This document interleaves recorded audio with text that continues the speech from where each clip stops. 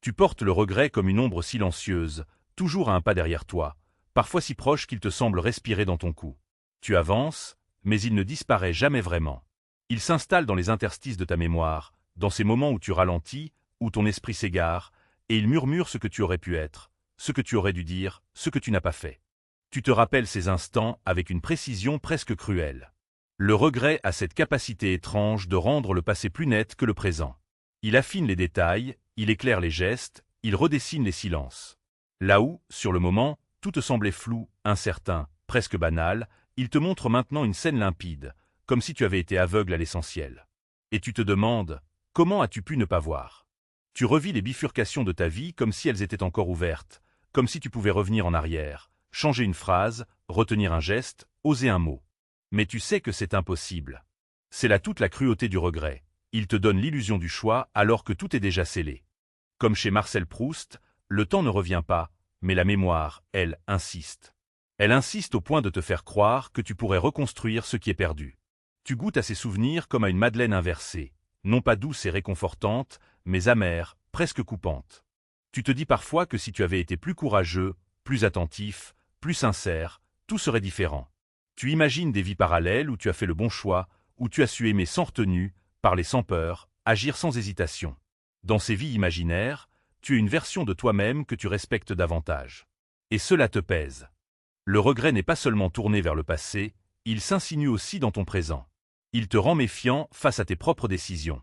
Tu hésites plus longtemps, tu analyses davantage, tu crains de reproduire les mêmes erreurs. Paradoxalement, ce poids peut t'immobiliser.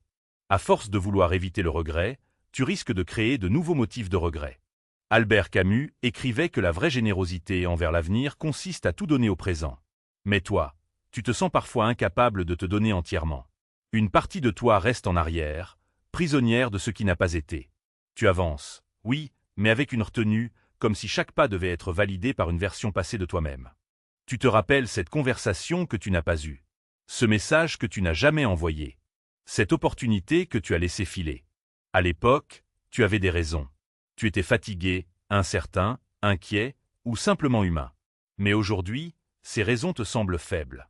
Le regret simplifie tout. Il transforme la complexité en évidence, les doutes en erreurs, les silences en fautes. Et pourtant, au fond de toi, tu sais que le regret est un narrateur peu fiable. Il raconte une histoire où tu es toujours coupable, toujours insuffisant, toujours en retard sur ce que tu aurais dû être. Il oublie les contraintes, les peurs légitimes, les circonstances invisibles. Il ne te laisse que le verdict. Tu pourrais te laisser écraser par ce poids. Beaucoup le font. Ils vivent tournés vers l'arrière, comme si leur vie était déjà terminée, comme si le meilleur était passé. Mais tu sens confusément qu'il y a autre chose. Que ce poids, aussi lourd soit-il, peut être transformé.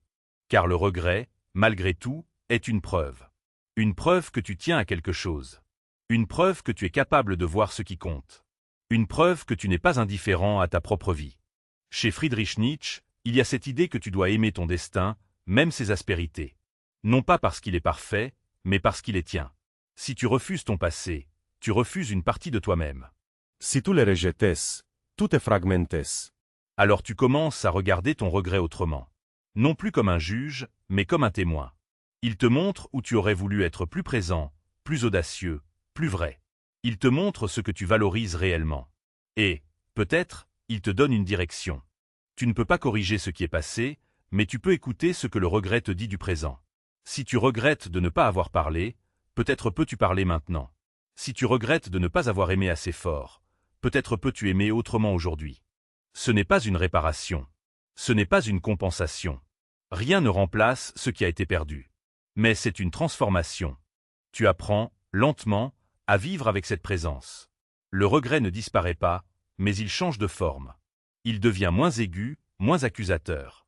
Il s'intègre à ton histoire, comme une cicatrice, visible, parfois sensible, mais aussi preuve que tu as vécu. Et tu comprends que l'absence de regret ne serait pas une victoire. Ce serait une forme d'indifférence. Ne rien regretter, ce serait n'avoir rien désiré profondément, rien risqué, rien aimé avec intensité. Tu continues à avancer, avec ce poids. Mais il ne t'écrase plus de la même manière. Il t'accompagne, parfois en silence, parfois en rappel. Et dans certains moments, rares mais précieux, tu sens qu'il s'allège. C'est peut-être ça, finalement, Non pas se libérer du regret, mais apprendre à marcher avec lui sans se perdre.